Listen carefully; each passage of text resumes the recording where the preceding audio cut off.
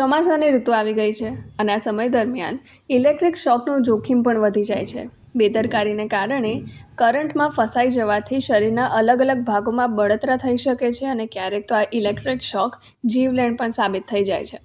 આવી સ્થિતિમાં આજે આપણે ઇલેક્ટ્રિક શોક અથવા દાઝી જવાના કિસ્સામાં સૌપ્રથમ તમે શું કરી શકો છો અને તમારી સામે કોઈને વીજળીનો કરંટ લાગી રહ્યો હોય તો એવી સ્થિતિમાં તમે તેની કેવી રીતે હેલ્પ કરી શકો છો તેના વિશે આજે આપણે વિગતવાર વાત કરીશું.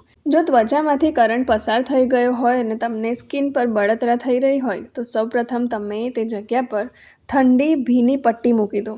જો ત્યાં ફૂલ્લા દેખાય તો તેને ફૂટવા ના દો અને તે જગ્યાને ત્વચાને હળવા હાથોથી એકદમ સારી રીતે સાફ કરીને ત્યાં પાટો બાંધી દો. જો બળતરા એકદમ તીવ્ર થઈ ગઈ હોય તો તરત જ ડૉક્ટર પાસે જાઓ. જો તમારી સામે કોઈને વીજળીનો ઝટકો લાગી રહ્યો હોય તો સૌપ્રથમ તમે ગભરાયા વિના વીજળીના મેઇન સોર્સને કાપી નાખવાનો પ્રયાસ કરો. આ પછી જ દરેક ઇલેક્ટ્રિક પોઈન્ટને ડિસ્કનેક્ટ કરતા જાઓ. કોઈપણ કિંમતે ખુલ્લા હાથેથી ઇલેક્ટ્રિક શોક લાગેલી વ્યક્તિને ક્યાં તો પછી સ્વિચ અને વાયરને અડકવાનું નથી. લાકડાની મદદથી ક્યાં તો પ્લાસ્ટિકનો પાઇપ હોય કે કોઈ પણ વસ્તુની મદદથી તે વ્યક્તિને આંચકો આપીને શક્ય તેટલી વહેલી તકે ઇલેક્ટ્રિક કનેક્શનથી દૂર લઈ જાઓ.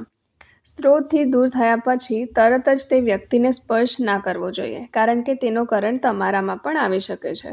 જો તે બેભાન અવસ્થામાં હોય તો તેને તાત્કાલિક CPR આપીને તેનો જીવ બચાવી શકાય છે. તે દરમિયાન તમારે પહેલાં એમ્બ્યુલન્સને પણ કોલ કરી લેવાનો છે. જો તમને ઇલેક્ટ્રિક શોક લાગે તો તરત જ ક્યારે પણ આ પગલાં ના ભરવા જોઈએ. જેમ કે ધ્યાનમાં રાખો કે કોઈ વ્યક્તિને ઇલેક્ટ્રિક શોક લાગે છે તો તેને તાત્કાલિક પાણી ના આપવું જોઈએ, કારણ કે આવું કરવું તેનું જીવલેણ સાબિત થઈ શકે છે.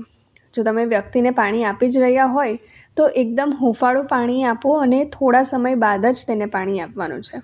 ઇલેક્ટ્રિક શોક પછી ઘણા પ્રકારના લક્ષણો જોવા મળી શકે છે. વ્યક્તિને ઊંડી કે હળવી ઈજા થઈ શકે છે, ક્યાં તો પછી કોઈને ફક્ત ઇલેક્ટ્રિક શોક જ લાગે છે. દરેક સ્થિતિમાં અલગ અલગ સારવારની જરૂરત પડે છે. જો કોઈને નાની પણ ઈજા થઈ ગઈ હોય ને તો તેને તાત્કાલિક ડૉક્ટર પાસે લઈ જાઓ. ડૉક્ટરની સલાહ લીધા વિના તેને કોઈ પણ પ્રકારની પેઇન કિલર ક્યાં તો પછી દવા નથી આપવાની. જો ઇલેક્ટ્રિક શોકને કારણે કોઈ ઈજા ના થઈ હોય અને ફક્ત આંતરિક આંચકો જ લાગ્યો હોય તો આવી સ્થિતિમાં તે વ્યક્તિને તાત્કાલિક ખુલ્લી હવામાં લઈ જાઓ. થોડી વારમાં તેની સ્થિતિ સામાન્ય થવા લાગશે. જો આમ છતાં પણ કોઈપણ પ્રકારની સમસ્યા ચાલુ રહે તો ડૉક્ટરનો સંપર્ક તુરંત કરવો. તો આ ચોમાસાની ઋતુમાં પોતાનું અને બીજાનો ખાસ ધ્યાન રાખો.